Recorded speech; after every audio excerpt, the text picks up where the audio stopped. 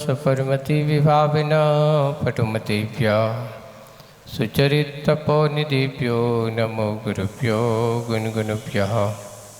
छत्तीसगुण समग्रे पंचविहाचार्यकरण संदर्शे शिष्यानुग्रह कुशले धम्मारिये सया वंदे। गुरुवती संयमेन तरन्ति संसाय सायरं घोरं छिन्नन्ति अट्टिकम्मं जम्बं वर्णं न पावयन्ति। ये नित्यं व्रतमन्ते होमिनिरता ध्यानाग्निहोत्राकुला षट्कर्मा विरतास्तपोधनधना साधुक्रिया साधवा। शीलप्रावरणा गुणप्रहरणा चंद्रार्किते ज्योतिका मोक्षद्वार कपाट पाट नविता पीनन्तु मां साधवा। गुरुवा पान्तु नो नित्यं ज्ञानदर्शन चारित्राणो गंभीरा मोक्षमारोपदेशिका।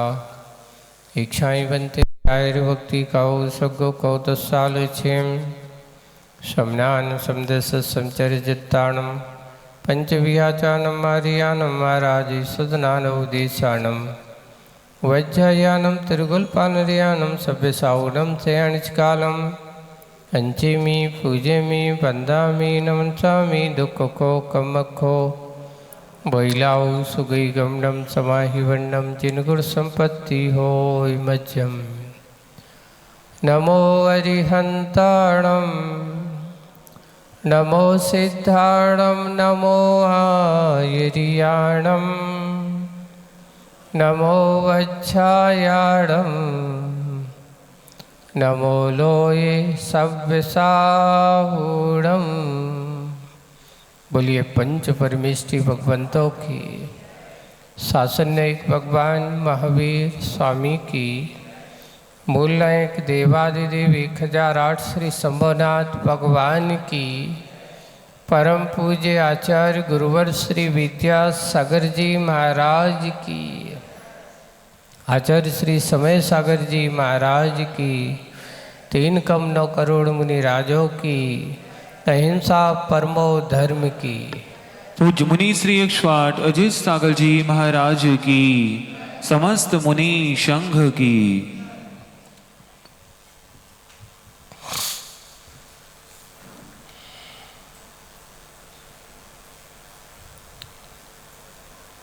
आदमी की कामना और भावनाएं कितनी होती हैं, तो कहा गया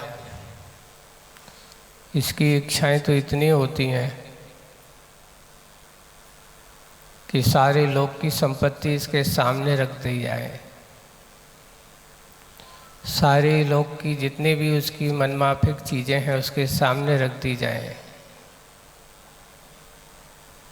तो उसमें भी कुछ ना कुछ इतना सब कुछ मिल जाने के बाद भी कह के थोड़ा सा ये और होता तो अच्छा होता।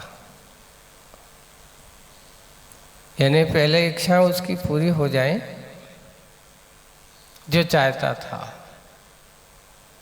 और इच्छा पूरी हो जाने के बाद फिर एक और नई इच्छा खड़ी होती है कि काश अगर ऐसा और होता तो अच्छा होता। ये तो पूरी हो ही गई, वो तो कहता है ये तो अच्छा है, हो गया, अब आगे ऐसा और होना चाहिए, इसमें और नयापन आना चाहिए। यानी सीधा सीधा संबंध इसका ये है कि संसारी आत्माओं को तृप्ति का अनुभव कभी नहीं होता। तृष्णा हमेशा तृप्ति को होने ही नहीं देती, निरंतर एक नई विकल्प बनाते ही रहेगी, एक नई इच्छाओं को जन्म देती ही रहेगी। और जब तक ये नई नई इच्छाओं का जन्म है, नव नई आकांक्षाओं का जन्म है, तब तक उसको तृप्ति का अनुभव हो ही नहीं सकता। अब करना क्या है? हमारे पास देखिए, मनुष्य के पास कितनी इंद्रियां हैं? 5 हैं।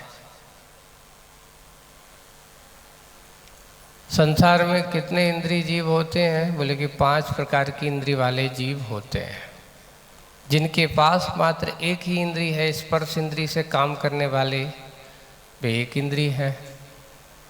जिनके पास स्पर्शन है और रसना है, सो वो कितने इंद्रिय वाले हो गए?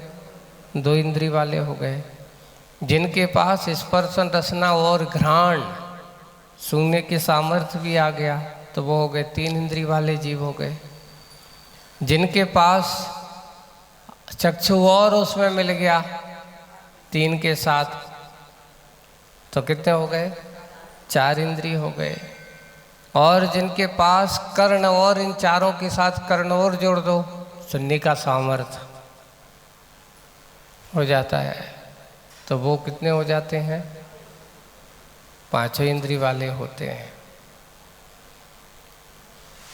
अब आप उसमें देख लेना, विचार करना।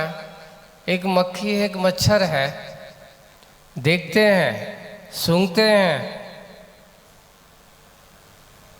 है ना, लेकिन वे स्वयं किसी की सुनते नहीं है। सुनाते तो हैं, पर किसी की क्या होता? सुनते नहीं है। सारा का सारा चक्षु इंद्रिय से उनका व्यापार चलता है। जब अपन, कई लोग क्या होता है, जब मच्छर रात्रि में हो और वे भिनभिनाते हैं उनकी आवाज़, तो लोग क्या करते हैं? तालियां बजाते हैं। अब तालियां बजाने से क्या, तालियां सुनने वाला तो चाहिए उसको भगाने, इस प्रकार, क्योंकि वो तुम्हारी ताली सुनने वाला नहीं है, वो तो तुम्हें सुनाने वाला है। अब तुम सुनने वाले हो, वो सुनाने वाला है, और आप उसकी आवाज़ सुनते ही अपनी नींद, मच्छर चिल्लाता है कान के पास जब आता है, तो आदमी की कितनी भी गहरी नींद हो, मच्छर आते ही उसकी नींद भंग हो जाती है। मक्खी है ना, भौरा है, मधुमक्खी है, ततैया है, बर्रैया है, ये सारे के सारे, ये सब कितने इंद्रिय हैं? सब 4 इंद्रिय वाले हैं। अब प्राय कर एक और अपन पहचान कर लो, 2 इंद्रिय की विशेषता क्या है? 2 इंद्रिय की विशेषता ये होती है कि 2 इंद्रिय के पैर नहीं, तो जो वो हमेशा उसका शरीर ही उसका रिसकने वाले, जैसे इल्ली होती ना, उसके आप वो चलती है तो कैसे कैसे चलती? अपने शरीर को ही पैर, उसके शरीर ही वो सब कुछ होता है। आगे बढ़ेगी, समेट समेट करके वो ऐसा चलने वाली होती है। पैर उसका शरीर ही उसके पैर होते हैं। 3 इंद्रिय वाले के साथ उसको शरीर को मोड़ने नहीं पड़ता। जैसे चींटी है, उसके पास पैर आ जाते हैं, पैर से वो त्रिउला है, गेहूं का जो जिसमें कीड़ा होता है, और भी ऐसे चीटा हैं, मकोड़े छोटे जो बड़े वाले हो, काले वाले चीते होते हैं, वो हैं।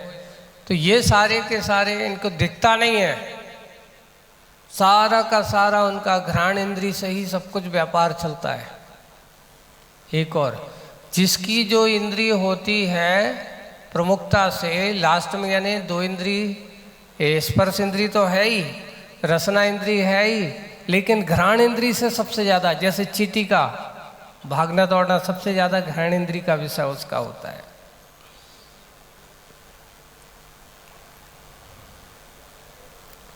चक्षु इंद्रिय वाला चक्षु इंद्रिय से करता है, यानी 4 इंद्रिय वाला चक्षु इंद्रिय की प्रमुखता उसके पास, लेकिन रसना, स्पर्शन, ये तो सब उनके हिसाब से होते ही हैं, व्यापार जा। लेकिन मनुष्य के पास एक देखा विशेष पंचेंद्रिय की विशेषता क्या है? यहाँ एक इंद्रिय प्रमुख नहीं होती, यहाँ पांचों इंद्रियां प्रमुख होती हैं। क्यों? देखिए, 3 इंद्रिय वाला जो है, 4 इंद्रिय वाला, वहां मन नहीं होता। वहां क्या नहीं होता? वहां इंद्रिय प्रमुख होती है, तो वहां मन नहीं होता। लेकिन पंचेंद्रिय वाला जो संगी जीव है, उसके पास मन होता है, और जहां मन होता है वो सारी इंद्रियों को नियंत्रण करते हुए अपने कंट्रोल में लेकर के उन सब से अपना काम कराता रहता है। इंद्रियों को अपना दास बना करके अपना काम पूरा कराता रहता है। आज की आचार्य की कविता जो है, जिसका नाम है पेट से पेटी। आज की कविता का शीर्षक क्या है? पेट से पेटी। अब आप लोग सोचना, पेट है कि पेटी है? आप लोग कहते हो भैया तुम क्या करत हो, तुम्हारा पेट है के? कितना खाओगे, कितना इकट्ठा करोगे, कितनी वो करोगे? एक व्यंग्य जैसा हो जाता है। सोचना, आज विचार करना, आज आपके लिए बहुत अच्छा चिंतन का विषय मिलने वाला है। पढ़ते हैं, पहले कविता पढ़ते हैं, फिर आगे की बात करते हैं। अन्न पान से, किससे? अन्न यानी ठोस, पान अर्थात लिक्विड, दोनों अकेले हैं। जब भोजन पानी करो, अकेला भोजन करें और पानी ना पिए तो किसी को नियम दे दिया जाए कि आज तुझे खाना ही खाना है, पीना कुछ नहीं है,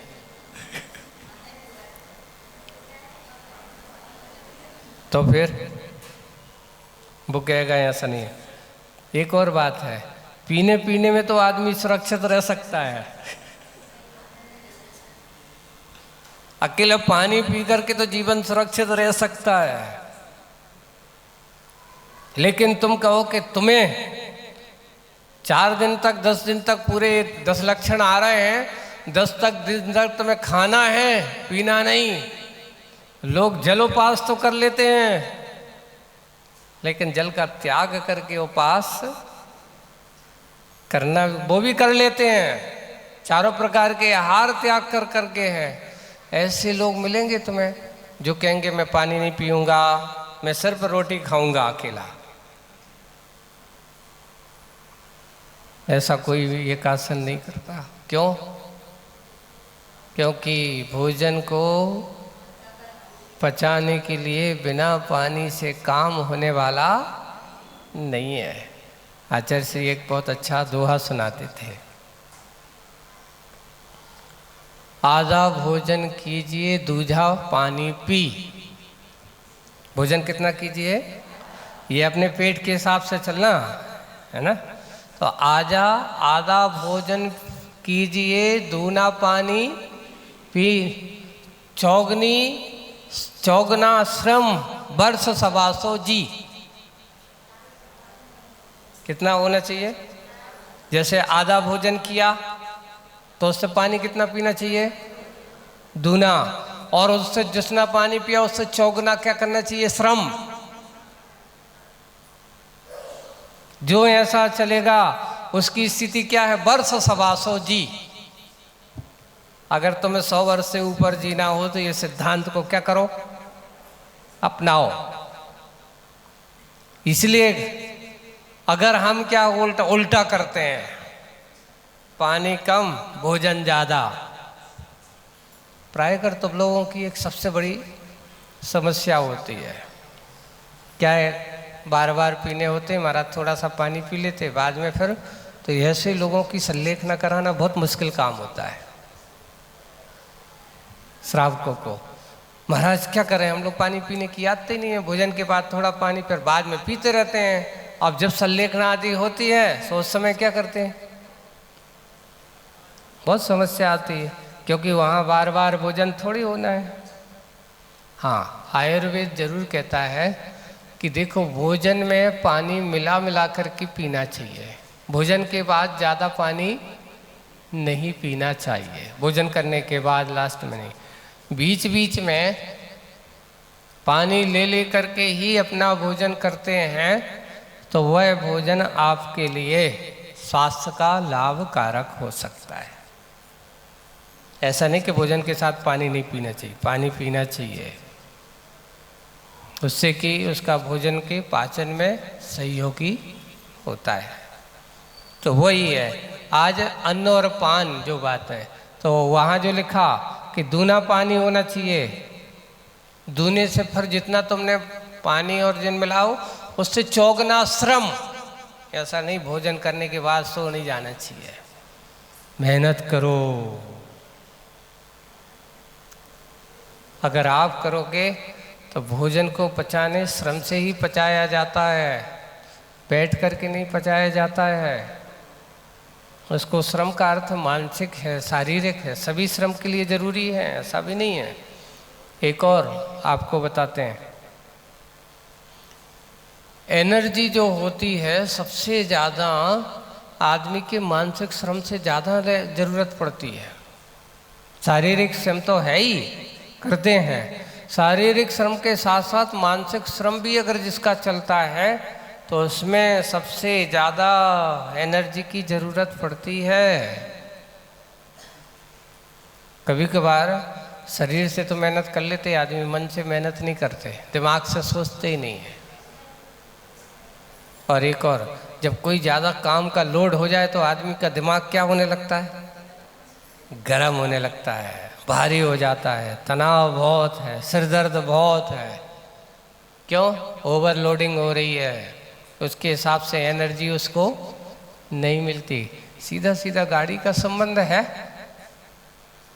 कि गाड़ी में अगर आपका पेट्रोल है तो गाड़ी अच्छी हो, गाड़ी जब वो मालूम पेट्रोल कम पड़ गया तो फिर क्या करने लगती है, एयर लेने लगती है, गर्म होने लगती है। वैसे ही शरीर भी है, अपनी एनर्जी लायक अगर आपका भोजन नहीं है तो आपको तरह तरह की विकृतियां पैदा करना चालू कर देते हैं।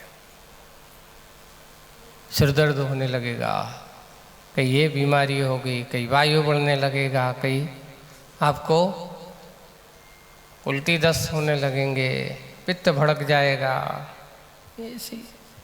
तो ये इस बात को, तो आज का विषय वो है अन्न पान से पेट की भूख। किसकी भूख? अन्न पान से पेट की भूख जब शांत होती है, भोजन पानी करने के बाद जब आदमी बैठता है, फुर्सत होता है, शांत होती है, तब जागती है रसना की भूख। किसकी भूख जागती है? रसना की भूख। रसना का मूल्यांकन। और बैठने के बाद पूछो काय भाई कैसा क्या रहा, क्या, अरे आज तो मज़ा आ गया, आज ये तुमने बहुत अच्छा बनाया था। तो क्या होने लगता है, आज इसमें बहुत अच्छा स्वाद था, और आज थोड़ा सा इसमें थोड़ा नमक कम था, आज थोड़ी सी मिर्ची ज़्यादा थी। किसकी क्या होने लगता है? अब हो जाती है किसकी भूख? रसना की। वो बताती है कि आज तुम्हारी ये कमी थी, आज तुम्हारा ऐसा था, आज ऐसा था। जबकि समझदार व्यक्ति कहते हैं खाने के पीने के बाद फिर नखरे नहीं करना चाहिए। क्यों? क्योंकि जिसके यहाँ तुम खा के आओ या जिससे खाएं, तो समझदार आदमी को क्या कहना चाहिए, कभी किसी के भोजन की बुराई नहीं करना चाहिए। क्यों? अगर बुराई करोगे तो कल से वो कहेगा ठीक है, जब तुम कह नहीं है तो अब खाओ, जैसा विलेस ले। घर पे भी ये सिद्धांत होना चाहिए, बन सके तो हमेशा क्या करो, बहुत अच्छा। बस थोड़े से कहने का तरीका, अगर मान लो कमी भी हो तो कमी को गुस्से में कहने की अपेक्षा हंस के कहो, तो समझदारी को काम है। और अगर तुमने गुस्से में कही तो गुस्से का जवाब फिर गुस्से ही में मिलता है, और हंस के कहोगे तो और वो ठीक है, क्या कल से ध्यान रखेंगे, यही रहता है। यही है, जब वही होती है रसना, जब शांत होती है तब जागती है रसना की भूख, रसना का मूल्यांकन।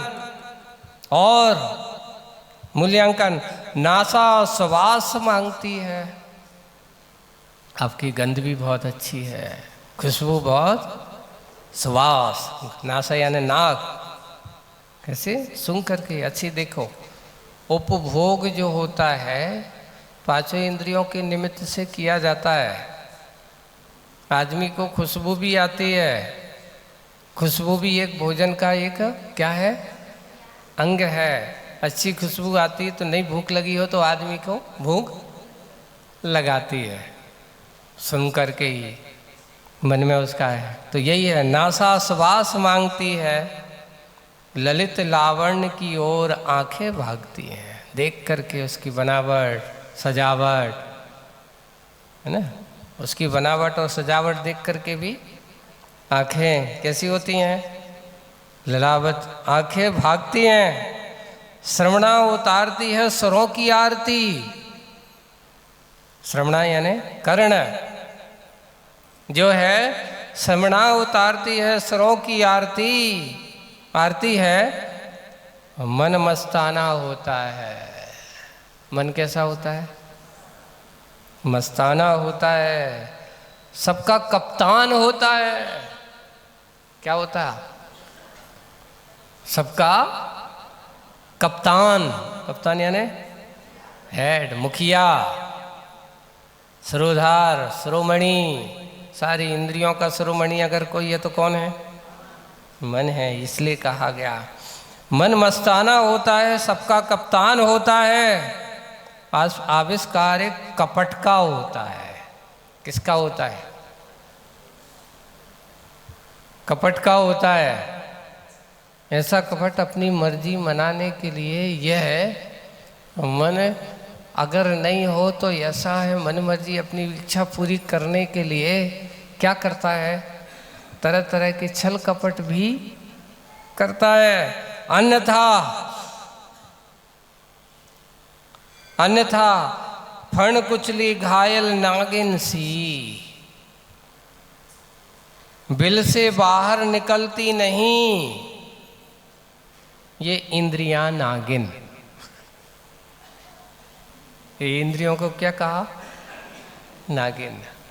जैसे कौन सी नागिन, जैसे घायल, किसी ने घायल कर दिया हो, और घायल कर देते हैं तो घायल करने के बाद वो अपनी जान बचाने के लाने वो कैसी बैठी हैं, अपने अपने बिल में बैठी हैं भाई, अपने इससे बाहर नहीं। जैसे मन की तरह पूरा सर्वांग घूमने वाला नहीं, ये तो अपने अपने बिल में कैसी हैं भाई। कर्ण कहता है मैं तो अपनी यहीं से काम करूंगा और मेरा कोई लेना देना कहीं से नहीं है। रसना कहती मेरा काम यहीं का है, इतना ही, और आगे को काम मेरा कुछ भी नहीं है। चक्षु कहती मेरा इतना ही है। घ्राण कहती मेरा स्थान, सबके स्थान नियत है, लेकिन मन का स्थान वो कहता है मैं सबके साथ मिला जुला हूँ, सबका कप्तान हूँ। छल कपट करने का क्या है, आविष्कारक है किसका, कपट का। सबके साथ मिलकर के अपनी मर्जी मनवाता रहता है, अपनी मन की बात कहलाता रहता है। और आज थोड़ी सी कमी हो जाए तो फिर ये कहीं ना कहीं से अपनी जुगाड़ लगू करके अपनी मर्जी को पूरी कर ही लेता है। जैसे कि संसार में बहुत सारे लोग होते हैं, आदतें सबकी अपनी अपनी अलग अलग होती हैं, है ना। ऐसी ही आदतों में हमारी भी कई तरह की आदतें होती हैं, ऐसी आदतें होती हैं। अब वो नहीं मिले तो क्या करें, अब वो पूरी होना चाहिए। एक बहुत अच्छी छोटी सी कहानी सुनाते हैं। कहानी क्या है कि एक व्यक्ति है, अभी नया नया संबंध हुआ है उसका, तो और शादी के बाद पहली बार कहाँ गया? ससुराल। अब जमाई साहब पहली बार ससुराल आए तो स्वागत सत्कार कैसा होता है? विशेष ही होता है भाई। अब जमाई साहब आए हैं, पहली बार स्वागत अच्छे सत्कार उनका हो रहा है। अब क्या करें, जमाई साहब की भी कछु आदतें हैं। अब कैसे करें ये भी तो कह नहीं सकते कि एकदम भाई पहली बार आए तो अपनी इज्जत को सवाल है। पर अपनी इच्छा तो पूरी होना चाहिए ना। आदत क्या है कि जमाई साहब को अच्छे रसोई घर में बैठाया गया, अच्छे बिल्कुल सभी लोग उनके बड़े बुजुर्ग उनके आसपास बैठे हैं, पूछ करके अच्छे से खिला रहे हैं। पर उनकी एक आदत थी कि उनको बिना पापड़ को भोजन अच्छा लगता नहीं था। तो कभी कभार क्या होता है कि जैसे ये होते हैं कि दिखाते तो सब हैं पर लाते सब नहीं है। वहां पर वो ही है। अब जमाई साहब बैठे हैं, बार बार देख तो रहे हैं, लेकिन कोई मांगे तो कैसे मांगे? इज्जत को सवाल है। लेकिन कहीं ना कहीं मन अपनी मर्जी पूरे करने के लिए छल कपट से कोई ना कोई काम कर ही लेता है। इसलिए मन क्या है, यहाँ क्या लिखा आचार्य जी ने? कपट का आवश्यकार है अगर कोई है तो कौन है? ये मन अपनी इच्छा पूरी करने के लिए। भोजन करते करते अब बहुत देरी हो गई, अभी तक पापड़ नहीं दिया और देख रहा है कि सामने रखा हुआ है। क्योंकि भोजनशाला में पहले थोड़ी डाइनिंग वहीं अच्छे आराम से बैठा के करते थे, वहीं अच्छा गरम गरम बना करके जमाई साहब को खिलाया जा रहा है और वो खाते जा रहे हैं। भोजन होने वाला, अभी तक नहीं दिया। तो भोजन करते करते उन्होंने एक कहानी बना डाली। क्या बना डाली? काय के लिए कहानी बनाई? एक पापड़ के लिए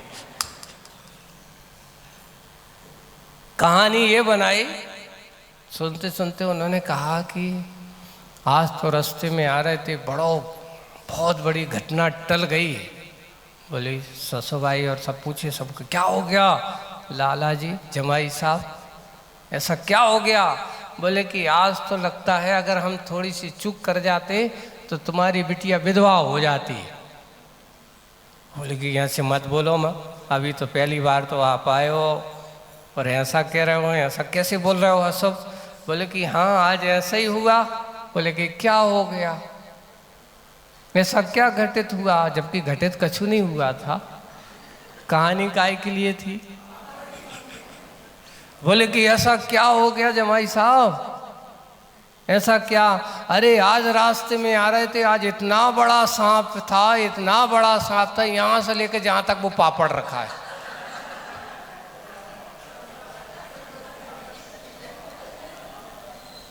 वो जैसे इतने कहा उनको याद, अरे लाला जी को तो पापड़ कोई तो छाने था, और क्या चाहिए था? अरे ऐसा नहीं होना था और वैसा नहीं, अच्छी कही तुमने, ऐसा है, संभल के अच्छे बच के आए। सब लोग उनको क्या है, एक कहानी वहानी काय की थी ये? सांप तो कल्पना का सांप था, मायाचारी का सांप था, कपट का सांप था। मन में इच्छाएं काय की थी? पापड़ की चाहिए था। सीधा मांगते तो क्या हो जाता? इज्जत को सवाल के देखो बताओ। और जब ऐसी गई तो सबको याद आ गई। यही है, इस प्रकार ऐसा करते हैं। और सब ऐसा करते हुए और इस बात को देखते हुए ऐसा करते हैं तो उनको पापड़ मिल गया। अब लाला जी खुश, मन हो गया, चलो पापड़, आराम से भोजन कर रहे हैं। भोजन करते करते आज तो बहुत अच्छा लगा और ऐसा हुआ वैसा हुआ, और रास्ते की जब वो बात आई सो ऐसा हुआ वैसा हुआ। बाद में पता चला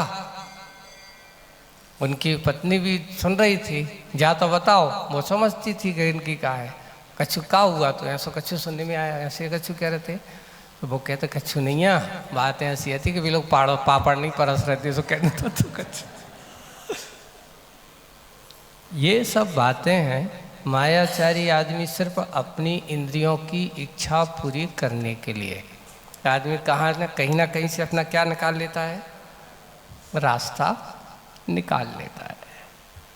और इतना है कि जब तक हम इंद्रियों की इच्छाओं को पूरी करने में लगे रहेंगे, इनकी ही इच्छाओं में हम बिल्कुल रमे रहेंगे, तो ये एक के बाद एक के भलाई वो भी हैं, पर कहते और अच्छा चाहिए, और अच्छा चाहिए।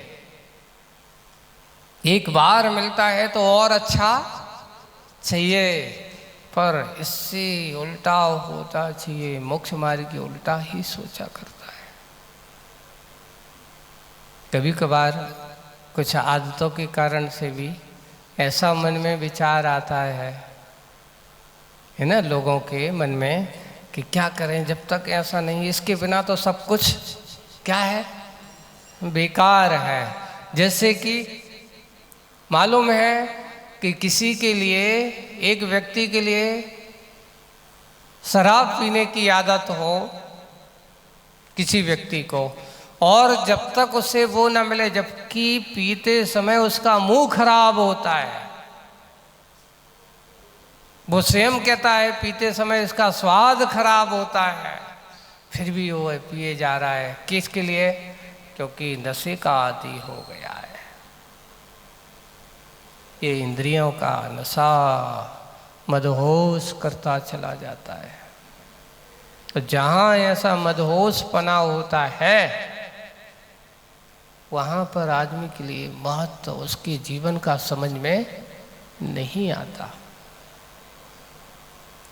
बस ऐसे ही अंकुश लगा करके चलना चाहिए। मोक्ष मार्ग में इंद्रियों की दासता नहीं, इंद्रियों की उपासना नहीं, हमें इंद्रियों को साथ लेकर के काम तो करना चाहिए, पर इंद्रियों का काम नहीं करना चाहिए, अपने आप का काम करना चाहिए। आपको अपना एक स्वयं का संस्मरण सुनाते हैं। जैसे अभी ये पापड़ की बात कही ना हमने, ऐसे ही जब हम आचार्य के पास सन 92-93 की बात, ब्रह्मचारी अवस्था में थे, उस समय अब 1-2 साल ही हुआ था संघ में आते। अब उस समय ज़्यादा ऐसे कुछ नहीं, तो आचार्य के पास हम लोग बड़े अच्छे घुल मिल करके बैठ जाते थे। तो गर्मी का समय था, कुंडलपुर की बात है, और गर्मी का समय था। गर्मी के समय एक दिन आचार्य ऐसी चर्चाएं चालू हो गई, 4-6 हम लोग ब्रह्मचारी बैठे थे। क्लास के बाद आचार्य की भैयावती करते हुए चर्चा हुई। तो चर्चा हो गई भोजन में कि महाराज आज के समय में श्रावक बड़ा, फिर बाद में कहेगा, पहले नहीं कहेगा सब कुछ, अरे भैया आज तो तुम्हारे लिए, ये तो हमने परसों ही नहीं, है ना। जब भोजन हो जाएंगे, जब ऐसा कहेगा। तो फिर एक और बात आई, फिर ऐसे कहते हैं महाराज ये, तो हमने भी आचार्य से कहते, आचार्य जी अब बुंदेलखंड में क्या है कि सबसे ज़्यादा, जैसे यहाँ तुम लोग बागड़ में भी वही है, इतने भी पापड़ खाने वाले बहुत हैं, है ना। तो बुंदेलखंड में भी भोजन में अगर चावल के साथ पापड़ नहीं खाया तो मतलब क्या है। तो आचार्य से ऐसे बैठे, तो हमने आचार्य से कह दी कि आचार्य हम कहीं पापड़ खाएं या ना खाएं, पर चावल के बिना पापड़ के चावल तो हमसे खाया ही नहीं जाता। अच्छा, बिना चावल के पापड़, अगर कोई तुम्हें पापड़ नहीं तो तुम चावल खाओगे नहीं क्या? नहीं, चावल तो खाते हैं, लेकिन मिल जाए तो और अच्छा।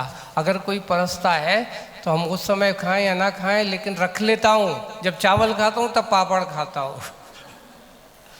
अच्छा, बिना चावल के, पापड़ के बिना चावल खाया नहीं जाता।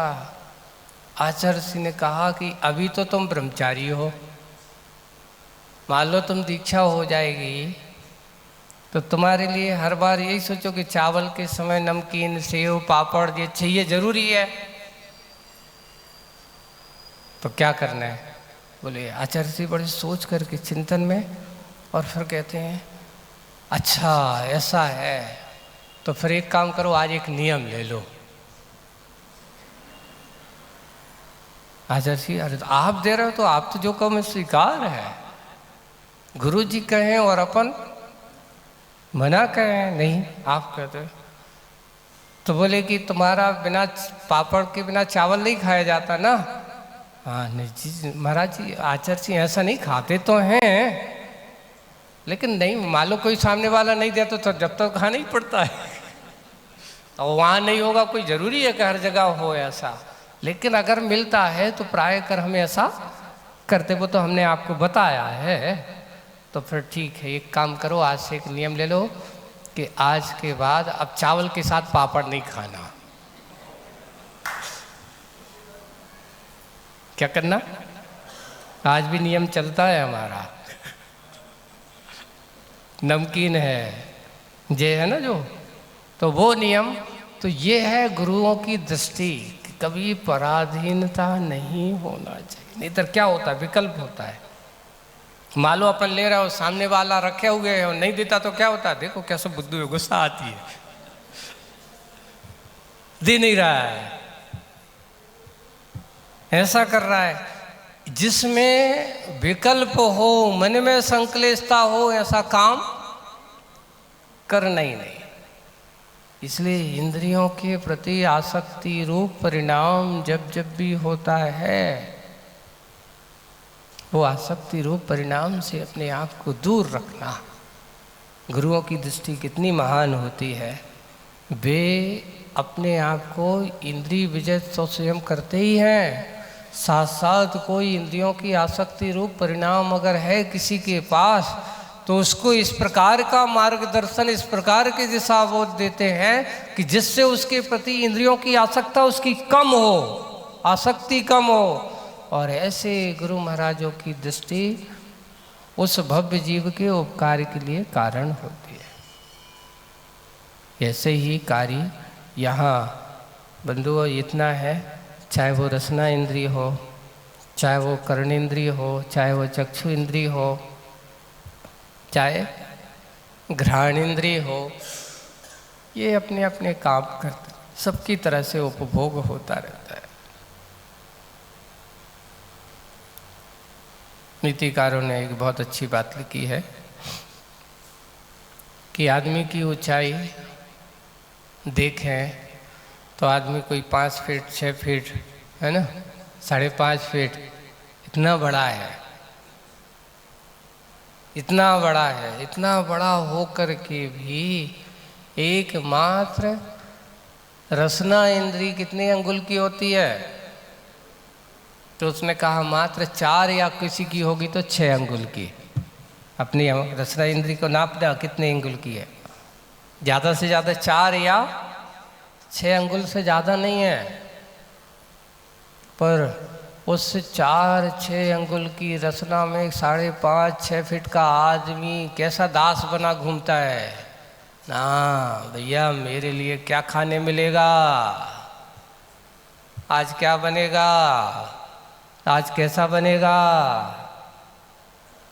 है ना, ऐसा क्यों नहीं बना, तरह तरह की ये है।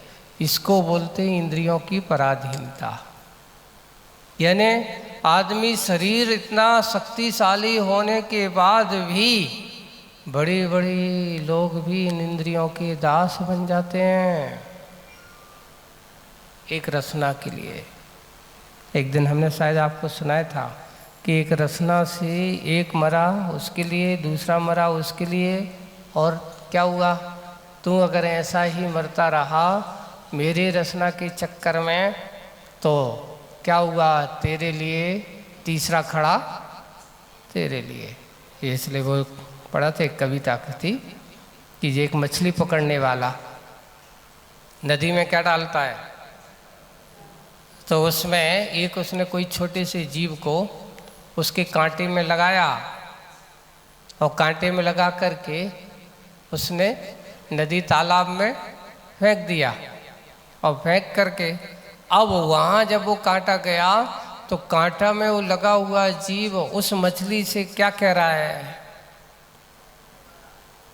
वो कह रहा है मैं मरा तेरे लिए, मैं मरा तेरे लिए, तू ना मर मेरे लिए, तू ना मर मेरे लिए, जो मरा मेरे लिए ऊपर खड़ा तेरे लिए।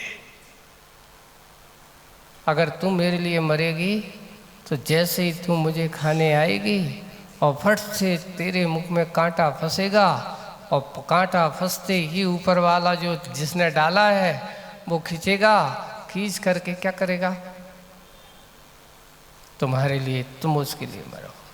आज यही है, सब एक दूसरे की रचना के चक्कर में, रचना के चक्कर में भागा दौड़ी मची हुई है। जहाँ आचार्य ने मुख माटी में कहा रसना, जिसका मैं जिसका रस ना, ये लेती तो है पर ये रस से कभी तृप्त नहीं होती। इसलिए किसी ने कहा हरि नाम भजो हरि रसना, तू अंत समय में हिली की ना हिली। करना है तो कौन सा रस लेना? इस रसना का उपयोग मात्र खाने के लिए नहीं होना चाहिए, रस के लिए नहीं होना चाहिए। इस रसना का उपयोग तो करना है तो लिखा हरि नाम भजो हरि रसना। बन सके तो इस रसना का उपयोग भगवान के नाम के लिए उच्चारित करो, क्योंकि कोई भरोसा नहीं है। जब अंत समय आता है तो जीव भी बाहर नहीं हिलती। कुछ समझ में बोला नहीं जाता, शब्द उच्चारित नहीं होते, सब कुछ बंद हो जाता है। इसलिए कर सको तो क्या करो, आदत बनाओ, भगवान के नाम की अभ्यास करो। बार बार आज अपन अभ्यास करते हैं तो आदमी पर बोलते भी नहीं बनेगा, तब भी उसका अभ्यास काम आता है। निरंतर उस अभ्यास का, जब कोई बैठे हैं, जैसे कोई साधक होते हैं, मनराज होते हैं, वे हमेशा आदत बैठ खाली समय बैठते ही नमो हरिहंताड़म का जाप चालू हो जाता है। उनके अपने आप जाप चलता रहता है। आचार्य श्री सुनाते थे कि आचार्य ज्ञान सागर जी महाराज, उन्होंने सुनाया, उनकी आदत में थी जब भी कुछ भी हो हाथ उनके नमो हरिहंताड़म, उनकी उंगली चलती रहती थी। जाप उनका हमेशा, खाली समय हुआ और उनके हाथ, माला हाथ में हो या ना हो, माला तो फेरते ही थे, लेकिन खाली समय हुआ नमो हरिहंताड़म, बस एक ही। हमने देखा सल्लेखना के समय आचार्य ज्ञान सागर जी महाराज जब भी लेटे रहते थे तो उनके हाथ की जो आदत, मुद्रा चलती रहती थी, अंगुलियों पर नमो हरिहंताड़म उनका चलता रहता था। हाथ का अभ्यास इसलिए कहा कि एक बार अगर अपनी आदतें ऐसी होती तो अंत समय भी वो आदत आपकी क्या होती, काम आती है।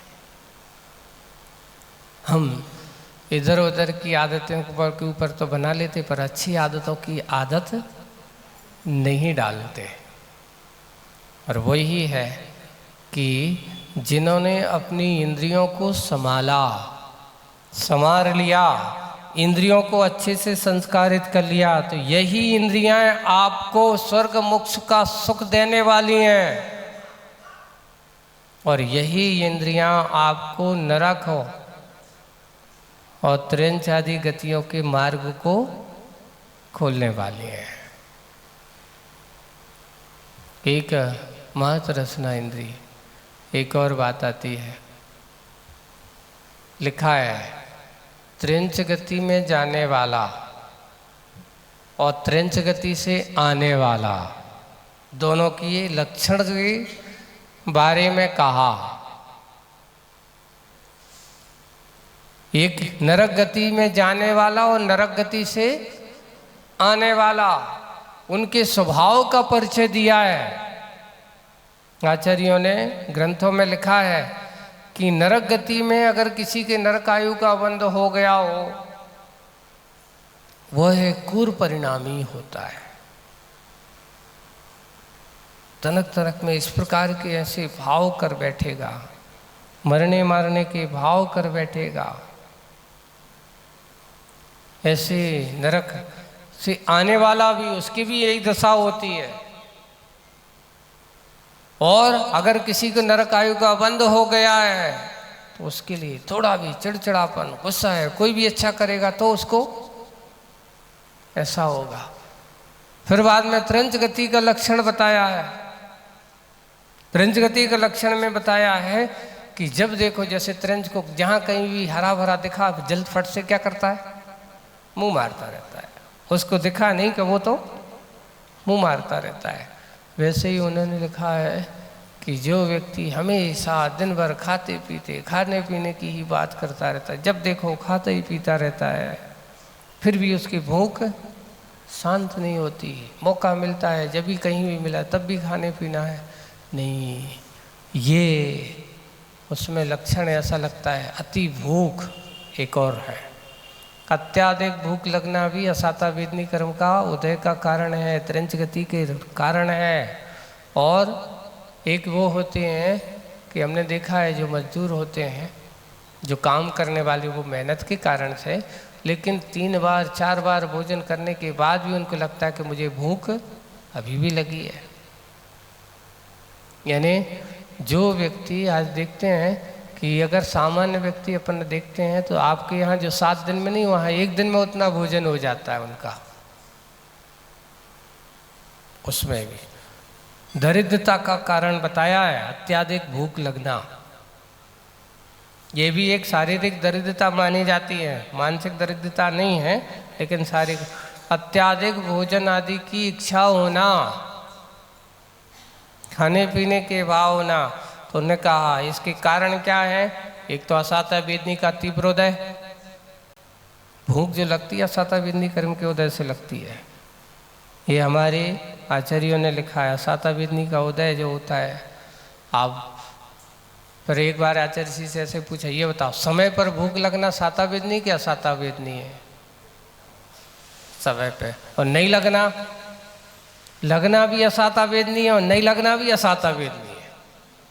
महाराज क्या करे, सब कुछ है पर खाने की इच्छा ही नहीं होती। ये भी कहीं ना कहीं तुम्हारे शरीर में असाता वेदनी कर्म का उदय चल रहा है कि जितनी मात्रा में आपका भोजन होना चाहिए वो भी आप नहीं करते हो। ये भी असाता है। जितनी मात्रा में आप करना चाहिए, जितनी आवश्यकता है उतना लेना चाहिए, ये हमारी साता का भी उसमें भी फुट होता है। कम से कम इतने में उसका संतुष्ट हो जाता है। फिर बाद में कहा मनुष्य गति वाला कैसा होता है। अगर किसी को आया है मनुष्य गति, संतोष परिणामी होता है। ठीक है, जितना मिला जैसा मिला, नून नच नहीं करता, नखरे नहीं करता, ऐसा ही बस मध्यम भोजन पानी कर ले, एक बार अपना काम चलेगा। तीसरा बताए देवगति का, अल्पाहारी, कम भोजन में अपना सारा काम कर लेता है, कम खा करके पूरा का पूरा अपना काम। अत्याधिक भोजन पानी, जैसे देवों के यहाँ कब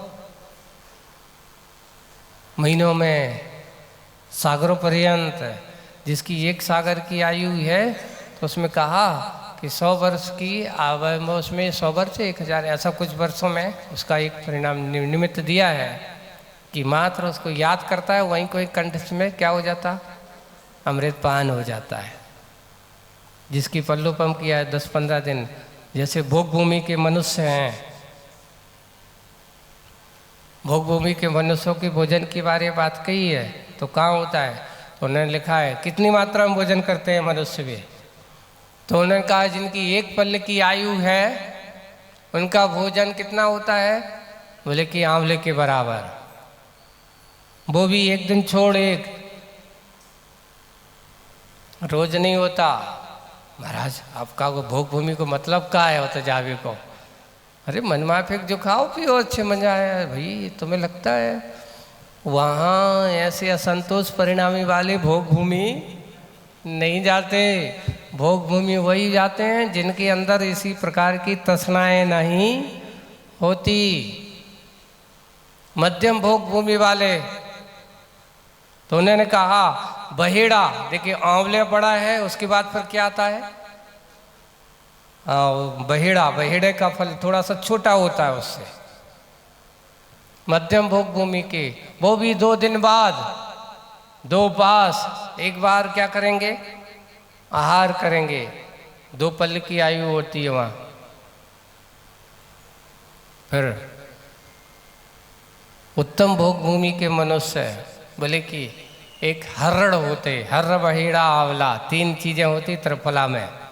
तो हरड़ कितनी होती? बिल्कुल छोटी सी होती, टेबलेट जैसी, इतना इतना सा छोटा है, बस उतना भोजन करते हैं। उतने में उनको क्या हो जाती?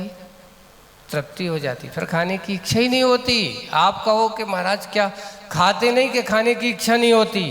खाने की इच्छा ही तृप्ति का अनुभव होता है। वहाँ उनको ज़्यादा, इसलिए कहा भोग भूमि में ज़्यादा तृष्णाएं नहीं होती, लोभ नहीं होता, इसलिए वे सबके सब देव जाते हैं, देवगति में जाते हैं। वहाँ से वो कभी भी सीधे मनुष्य में नहीं आते, कभी त्रंच नहीं जाते, कभी नरक नहीं जाता। भोग भूमि जीव, भोग भूमि जीव जाएगा तो नियम से कहाँ जाता? स्वर्ग ही जाता है वहाँ से।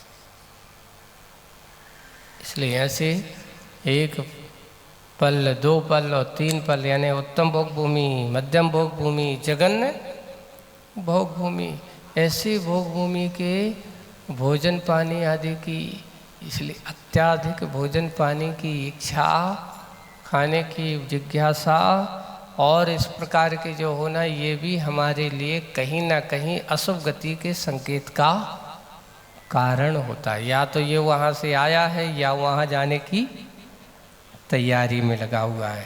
तो आज का जो यहाँ पे कहा रसना का मूल्यांकन, नासा के माध्यम से भी अच्छी खुशबू देखते ही नाक फूलने लगती है, वाह बहुत अच्छी खुशबू आ रही है ना, देख करके नहीं हो तो। और फिर उसके अच्छे रूप रंग को देख करके चक्षु इंद्री भी बिल्कुल खिली खिली, और अगर थोड़ी सी भी दिखने में अच्छी ना लगे तो आदमी का मन क्या हो जाता है? लटक जाता है, अरे यार अच्छा नहीं लग रहा है, अच्छी सी नहीं दिख रही है। देख करके नहीं खाने के भाव अच्छी दिख रही हो तो आदमी भला ही उसमें अच्छा नहीं भी हो, स्वाद अच्छा भी नहीं हो, तो दिखने ही से साथ उसको खाने की इच्छा हो जाती है। और थोड़ा थोड़ा सच्चे सुन करके बहुत अच्छा है, मीठा है, ऐसा है वैसा है, सुनते ही साथ नहीं आदमी को थोड़ी सी प्रशंसा कर दो तो उसकी मन बिल्कुल सुर में आता है। पर इन सब इंद्रियों के साथ 5 अच्छी मुलायम है, अच्छा कठोर है, अच्छी है, ऐसा स्पर्श इंद्री का उसको सुन करके बहुत अच्छी खुशबू आ रही है, तो ऐसा उसकी जब प्रशंसा इंद्रियों की अपेक्षा से देखा जाए तो 5 इंद्रियों को, तो मन क्या होता है? मस्ताना होता है, हमेशा मदोन्मत्त प्रसन्न होता है। और सबका क्या है ये? यहाँ कप्तान का सारों इंद्रियों को अपनी तरह से घुमाता है, तुम इधर ये काम करो, तुम मेरी इच्छा ऐसा करो, तुम ये करो, तुम ये लाओ, ऐसा सुनाओ, ऐसा दिखाओ, अच्छी अच्छी खुशबू वाली चीज़ों की लाओ, ये सब इस प्रकार ही है। और इंद्रियों की दशा क्या होगी? तो आचार्य ने यहाँ कल्पना की है कि मन तो उनकी में दशा ये है कि इनकी दशा फल कुचली घायल नागिन सी। कैसी हैं ये? अपन दोष किसको दें, इंद्रियों को कि मन को? आज की बात अपन बाद में करेंगे। अब मन किसका क्या है, कैसा है, कैसे है, इंद्रियां दोषी हैं कि मन दोषी, कौन दोषी है, इसके बारे में अपन बढ़ेंगे बाद में। आज तो इतना ही। बोलिए परम पूज्य आचार्य गुरुवर श्री विद्यासागर जी महाराज की। कल आचार्य शांति सागर जी महाराज का समाधि दिवस है ना।